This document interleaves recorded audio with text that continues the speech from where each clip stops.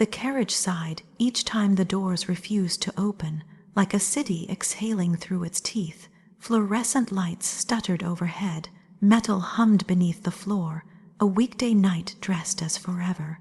Strangers pressed into their own warm silences, earbuds and books and the small prayers of the tired. Somewhere between stations that never seemed to arrive, a glance collided with another, crisp as flint. Not a stare, a touch of eyes careful then gone, and yet the air changed, thin at first then fuller, like realizing the room had always had a window hidden behind a curtain. He stood by the pole, one hand looped over it, thumb restless on the metal. A soft exhaustion lived in the line of his shoulders, not the kind born of laziness, but the kind earned, days stacked, promises carried, the dignity of someone who keeps showing up. A book peeked from his coat pocket, dog-geared near the end. When the train leaned into a curve, the book slipped, and instinct reached before thought, steadying it with a laugh already forming. His laugh followed, gentle and surprised, as if relief had sound. Gratitude lived in his eyes, unpracticed, a little shy. Conversation rose like steam from a cup set on a cold table, the kind that fogs the surface and draws small circles with fingertips. Names didn't appear right away. Instead, you look like someone who reads the last page first. The tease was reckless as a step onto black ice. He shook his head, smiling, and confessed he never did. Story is a promise. Breaking it early feels wrong. That word, promise, settled itself into the space like a bird that had finally found a ledge. Outside, the city ran backwards. Lights became threads and braided themselves into the motion. Every sentence seemed to find the exact place it should land. Try this joke, pass, try another, a miss, then both laughing because the failure made the attempt sweeter. Questions surfaced carefully. Favorite train sound, the clack just before a tunnel, favorite hour. The blue one before sunrise, where hope yawns and decides whether to wake. It felt absurd and intimate, sharing answers that would normally stay folded in a drawer. But the steel river beneath made honesty feel like the only currency worth exchanging. There are moments when the universe speaks softly through coincidence. His mother loved the same poet, whose words had been scribbled on too many napkins over too many years. The same line had been underlined in 2 different copies, in 2 different apartments that would never meet. He carried that line in his memory. It came out now, a little out of order, like a melody remembered in a storm. The words didn't need to be perfect, the belonging was. When he said them, the train seemed to listen too, wheels whispering the last syllables. Bodies adjusted to keep balance as the car swayed. A shoulder brushed a sleeve, and neither moved back quickly, the way polite strangers do. No alarm bells rang. Instead, a warmth spread, low, steady, like an ember cupped in both hands. There was a good ache in it, an ache that meant something was waking. He pointed out a map stuck crooked above the door and spun a story of a conductor who believed all destinations should be slightly off, center, so people would lean closer to each other to find their way. Ridiculous, earnest, beautiful. Names finally arrived, small and bright, placed between them like 2 coins on a table. The instant after felt lighter, as if saying them had loosened some knot in time. He rolled each letter like it mattered that they land unbroken. The way he spoke made a name feel like a vow to remember, not a placeholder until the next stop, which still refused to come. The announcement system crackled and gave up. The universe kept narrating in the hush that followed. A game began without anyone naming it. Confessions traded like postcards. The day 2 cities were moved through in one afternoon, just to see if a heart would stop hurting at a particular bridge. The years spent pretending sleep could cure grief. The secret comfort food nobody in their right mind respects. He admitted to reheating coffee microwaved 3 times and called it alchemy. Disgust feigned, delight betrayed. The small truths were more dangerous than the large ones. Big stories wear armor, small ones arrive naked and ask to be trusted. Then the question that flips a life, When did you last feel thunder inside your chest? Not a metaphor, actual thunder, the kind that knocks the air around, that turns ribs into doors. Answers wove themselves together almost, but here now, abrading the careful ways of being alone yet not lonely. People talk about spark as if it's a flash, a quick ignition, but this wasn't dry tinder. This was rain meeting soil after months of drought. Everything inside made that soft, relieved sound that roots must make when water finally drifts down. A child laughed 2 seats away, then fell asleep giggle, head against a window smudged with fingerprints. A street performer somewhere deeper in the train shook a little tambourine, its coins faint like a pocket of summer. The world offered up these ordinary miracles and then vanished them, and between vanishing and return grew an attention that felt like devotion. He noticed the tiny scratch near the inside wrist, asked about it, told a story about a dog that belonged to an old neighbor who kept losing his keys but never lost the way home. Every detail folded neatly into the next. He spoke about a love that had once been good and then became the wrong size, not broken, just ill-fitting. Instead of blaming, he spoke with care. That care made the air warmer. Care says, I know things end without villains. I know tenderness can stay even when romance goes. The respect in that telling was a lighthouse. No storm yet, but should one rise, there would be a steady place to look. When laughter quieted, silence showed up again, but not empty. Silence with a low heartbeat. A question hovered. If this train never stops, what happens to 2 people who have already started arriving? Hands rested on the same metal pole, inches apart. Inches are sometimes oceans. The car tilted and brought those inches to a fingertip. A touch accidental, then not. No fireworks, only something far braver, recognition. The kind that says, oh, you were the shape missing from the space I didn't know was a room. Words melted, breath took over. The mind reached for a metaphor and found none that could carry it without spilling. He smiled in a way that felt like memory of something not yet lived. A line of hair fell over his forehead, and a palm wanted to smooth it back, except there was still the respectful distance, the understanding that some doors open themselves when the moment is ready. Readiness is a holy thing. Rushing it is vandalism, so time stretched, a patient elastic, and chose kindness. Station names streamed past on tiny green screens the way birthdays do, too fast, then not at all, then suddenly again. No one announced an arrival, and still there was the sense of approaching something that couldn't be mapped. He asked about the train's nickname. If it had one, it did, the never stop. He liked how childlike that sounded, how optimistic. He said hope is a rail laid in front of you with each step. You make the next piece by daring to believe there will be a next piece. The world outside blurred its agreement. Hours folded upon hours until they weren't hours anymore, just held breath. The car emptied, filled, emptied again. Someone sang along badly to a love song leaking from cheap headphones. Someone else cried quietly and was left alone kindly. The city kept writing its endless letter to itself in neon ink. Inside, a promise took root without either one declaring it. Promises don't require speeches, they require presence. He was present the way dawn is gentle but undeniable. When the car hit the darkest stretch of tunnel, everything reflective turned into a mirror. 2 faces floated in the glass, afloat in shadow. They looked at themselves next to each other, and then at each other next to themselves.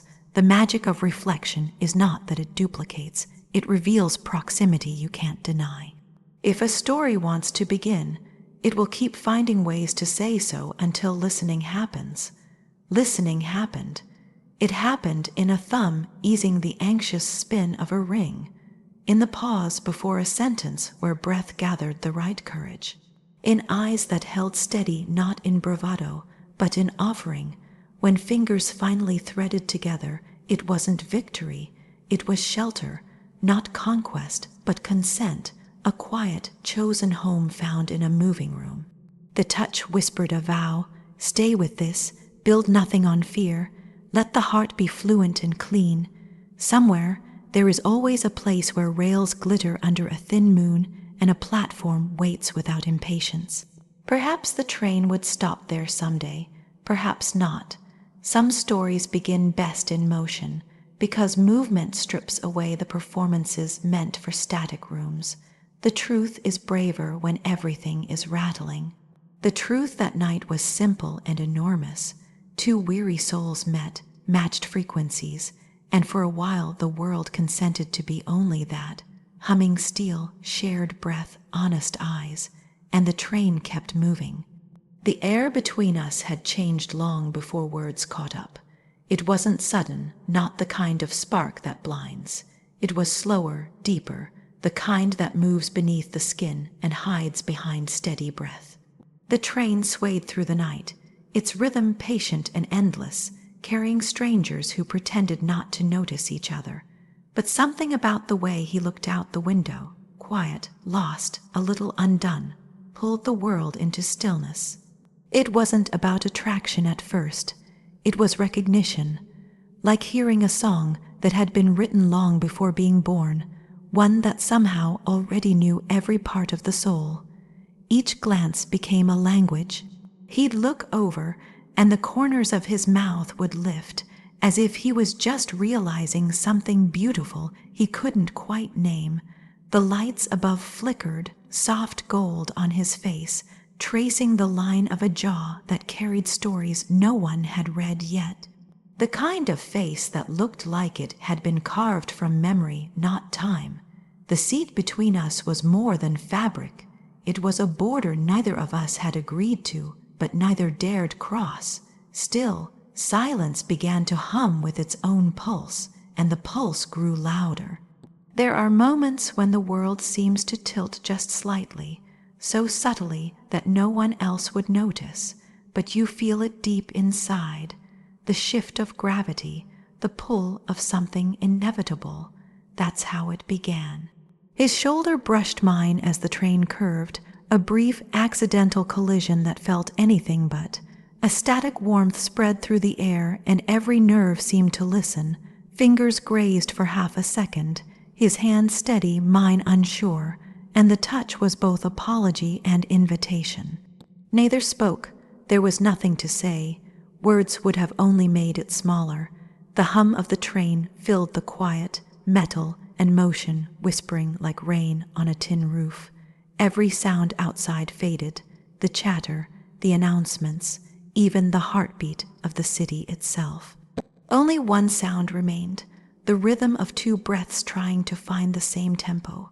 He turned then, not fully, just enough that our eyes met again, and this time there was no hesitation. The gaze was soft, almost fragile, but inside it lived a storm unspoken questions, untamed longing, the delicate ache of two people who didn't know if they were ready to be known. He spoke first, his voice low, rough at the edges, as if unused to being honest. A simple question about the book in my hand, but his tone carried something more. I answered, though the words barely mattered. It wasn't conversation. It was exchange, like two flames leaning toward each other until the space between stopped existing. Every sentence felt slower, deeper. When he laughed, it was quiet but real, the kind of laugh that doesn't escape easily. I felt it in places untouched by time. The air grew warmer, but not from heat. It was presence, the electricity that exists when connection becomes physical without even touching. Every breath shared became part of a secret rhythm neither of us had learned, but somehow both remembered. He spoke about a dream once had, a place by the sea, an unfinished painting, the sound of waves that carried someone's name. There was no reason to share such a thing, but he did, and I listened as if the words themselves were a map back to something sacred. Outside, the night stretched long and endless, but inside that train, time folded inward. Every second felt infinite and fragile. His hand moved again, closer this time, not by accident. The air thickened. Even breathing required courage. I could feel his warmth before his fingers reached mine, hovering there, suspended in hesitation that only made the moment deeper. When touch finally came, it was soft, reverent, like prayer. Fingers didn't clutch, they lingered, tracing the space between trust and surrender. Nothing about it was rushed. It was a slow unraveling, an understanding built in silence and pulse. The kind of closeness that doesn't demand, it simply arrives, quietly rewriting everything it touches. His thumb brushed across my palm, and in that tiny motion lived entire conversations, confessions, promises, fears. It wasn't lust, it was discovery, the realization that someone could make you feel entirely seen without a single word, that warmth could speak more truth than speech ever could. The train passed through tunnels, flashes of light and shadow playing across his face. Each flicker carved him into something both real and unreal. He leaned closer, and the world leaned away. Our foreheads nearly touched, and the breath between us trembled, alive with 100 things neither of us dared name. It wasn't about kissing, not yet. It was the weight of almost, the sacred ache that exists before something beautiful becomes real. That moment before touch becomes touch, when everything is possible and nothing has been broken yet. He smiled then, small and uncertain, and it felt like the universe had just exhaled. The distance that had lived between us dissolved, leaving only the gentle truth of proximity. The smell of rain through the open door, the pulse of the wheels beneath, the faint tremor of his breath, all of it merged into one long, steady heartbeat. I wanted time to stop, not to hold him, but to remember what it felt like to be this alive.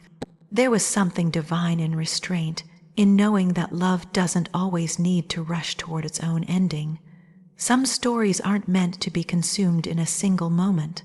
They are meant to breathe, to unfold like dawn light slipping slowly across a sleeping face. That's what it was, light, warm, patient, and real. The kind that doesn't burn but becomes part of you. The train didn't stop, but the world inside did.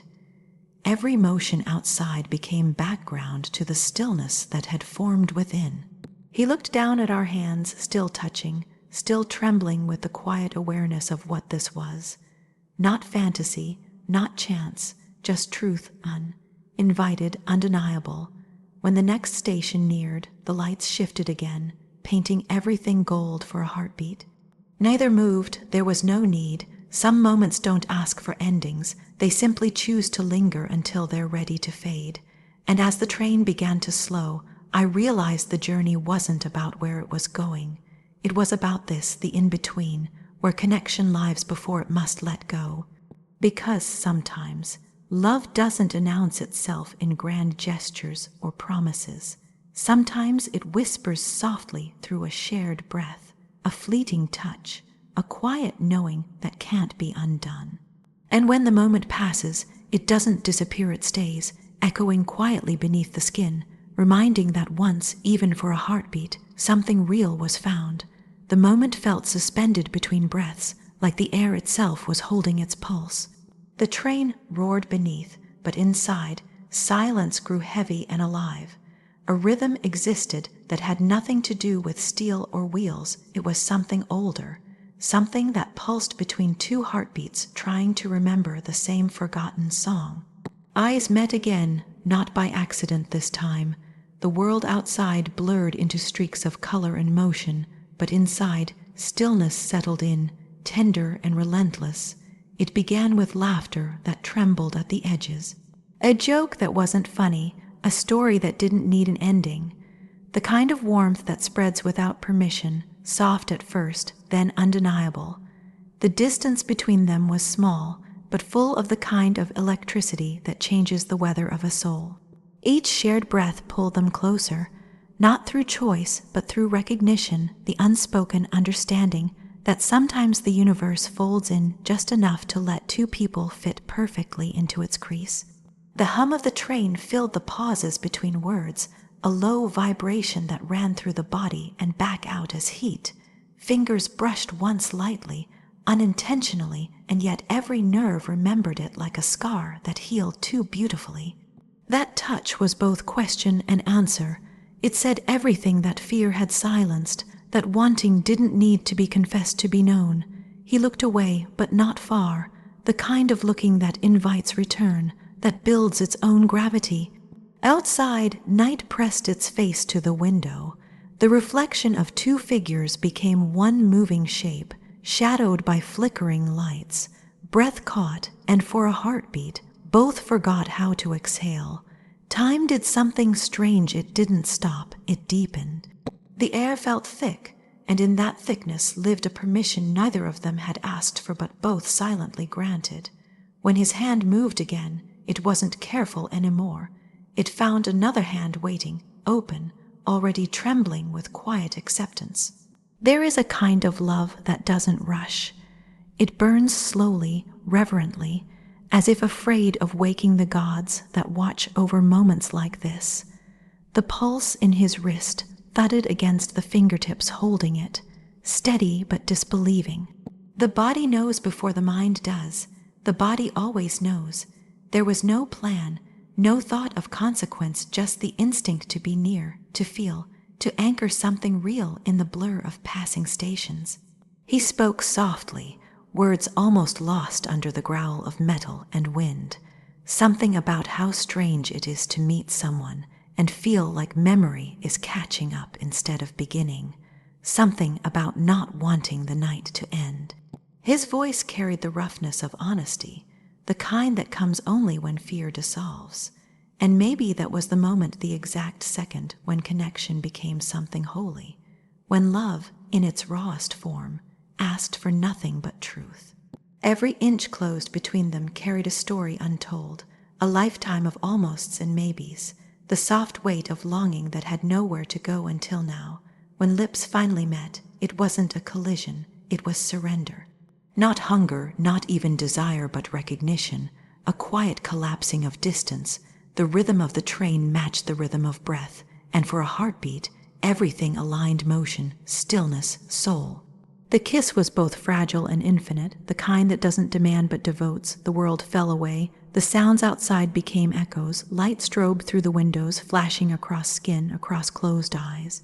The warmth deepened not from the air, but from everything unspoken breaking free at once. Love, when it's pure, doesn't ask for performance. It simply arrives, and this was arrival.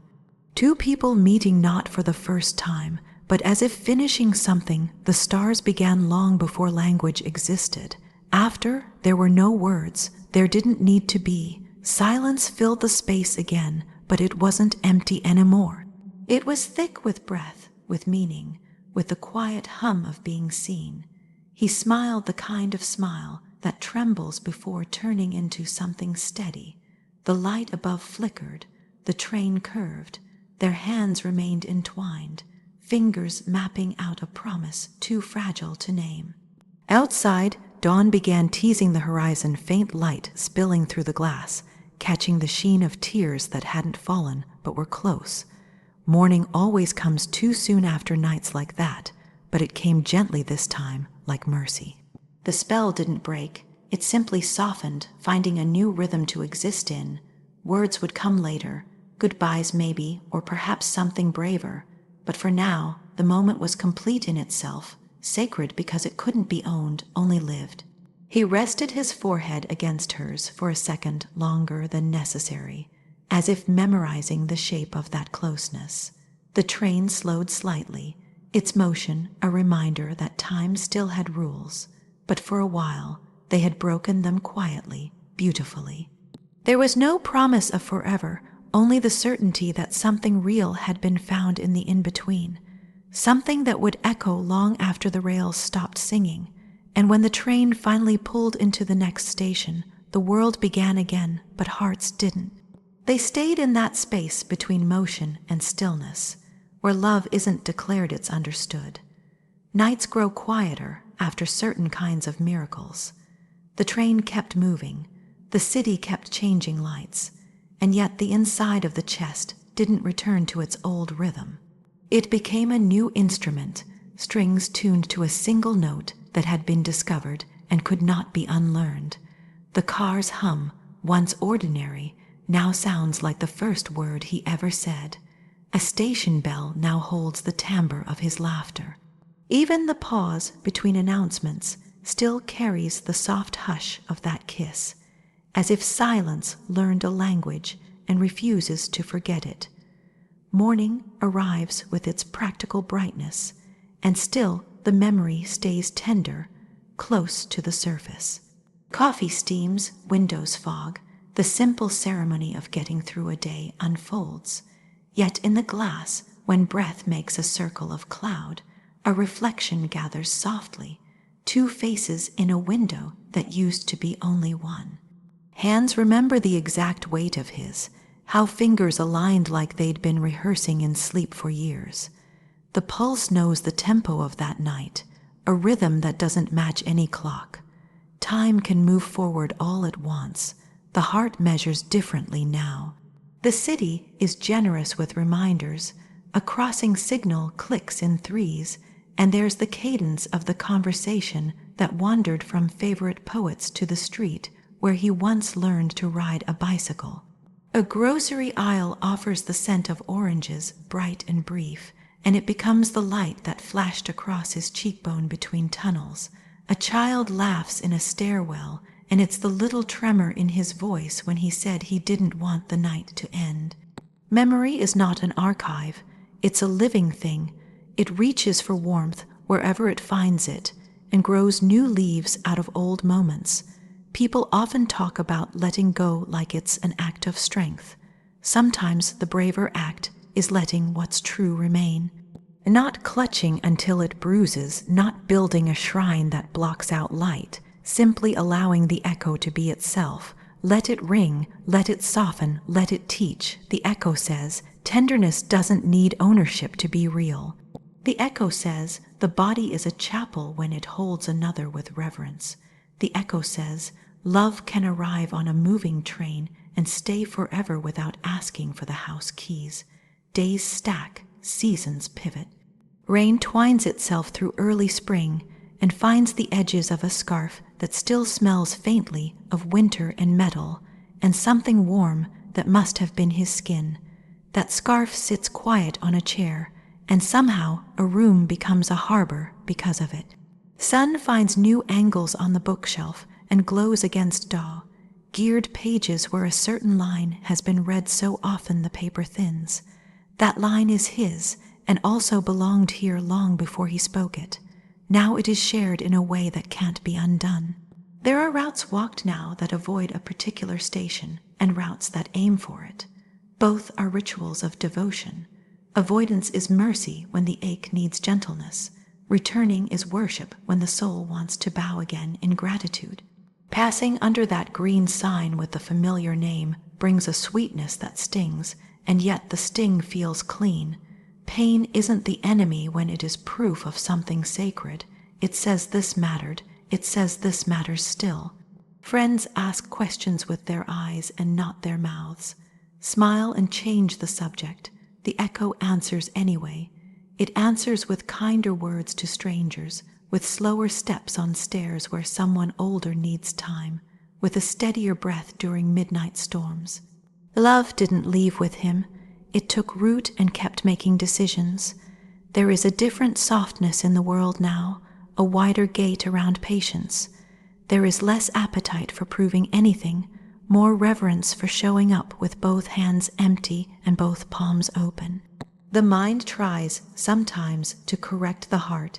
It calls the memory embellished, argues for reason, but then a train passes 3 streets away, and the apartment trembles just enough to make the glass hum, and reason falls silent like a child who has wandered into a cathedral.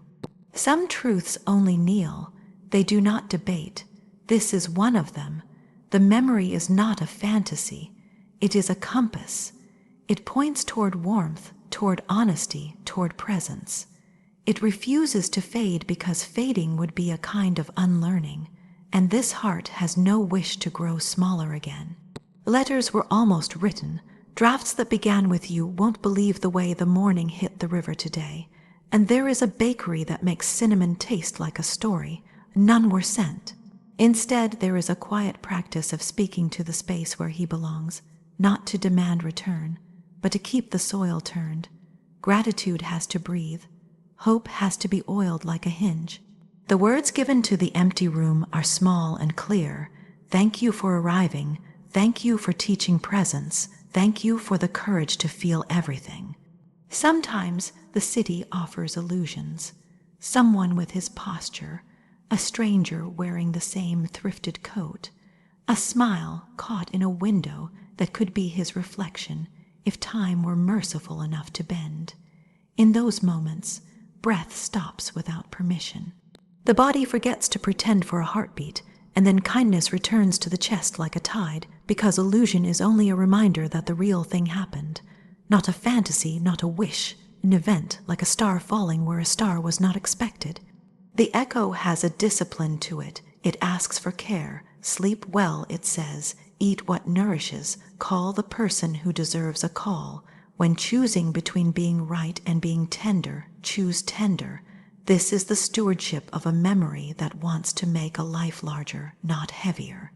To honor it, humor shows up where the world might expect cynicism, and warmth stays in rooms that used to go cold too quickly. Even loneliness is less sharp now, because loneliness knows it is no longer truth. It is a weather pattern passing through a place with a hearth. There was a night recently when the city lost power for an hour. Candles found their uses again. Silence took on weight.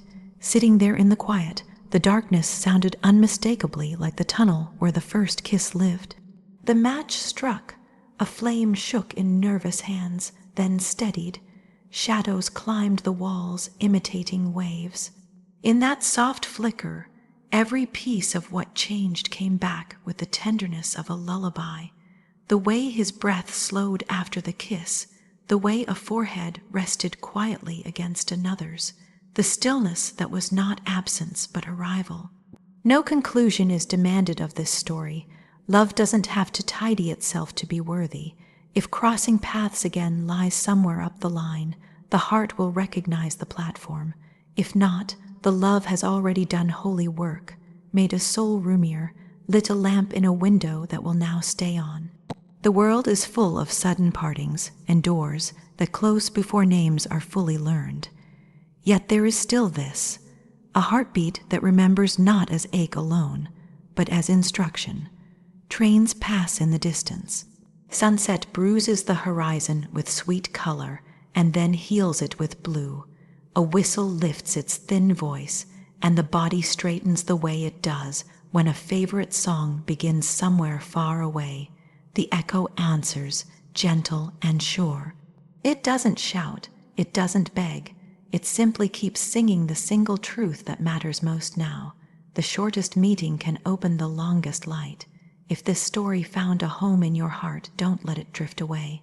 Hit like, share it with someone who still believes in the quiet kind of love, and subscribe to keep traveling through these moments where emotion breathes louder than words. Every week, another heartbeat, another story, another reminder that real love doesn't end. It just changes shape. Until the next journey, hold on to the feeling and remember, some trains never stop. They just keep moving through the soul.